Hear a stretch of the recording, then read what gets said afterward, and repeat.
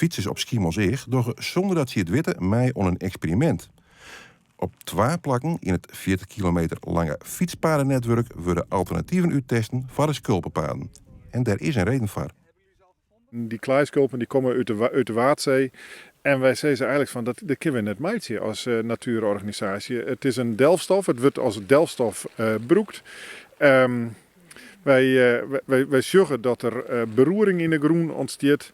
Er is verstoring in de natuur door vogels die opvliegen. Wij willen dat eigenlijk net meer gebruiken.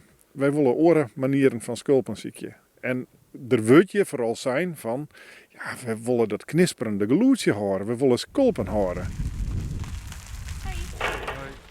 Dat dus. Rechts een gewoon skulpenpaad en links een van de experimenten. Dit zijn skulpen. Deze komen uit de Noordzee, uit net Natura 2000 gebied. En dat betekent dat ze dat er geen klaar in zit, maar dat ze vermengd binnen met een liemsoort. Dus daarom has ik wat een orenkleur, maar het zijn gewoon skulpen. Het zorgt ook voor een langzame kalkafzetting. Dus daar blijven die bermen ook heel erg mooi, want er groeien kalkrijke planten in. Dus het is eigenlijk een heel goed alternatief. Maar het is wel even een experiment. Het werkt wat oors, het fietst wat oors. En dat bezorgen we het komende jaar. En dat liep het net verkeerd. Ja, het ziet er goed uit. Ik ben heel benieuwd of het ook daadwerkelijk effect gaat hebben natuurlijk. Maar ja, het fietst prettig, dus dat is fijn, denk ik.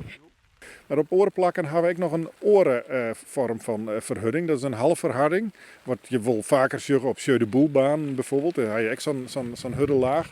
Er wordt meer gebruik van maken in Nederland. En dat is ook een kalkproduct, maar er zit stingen in.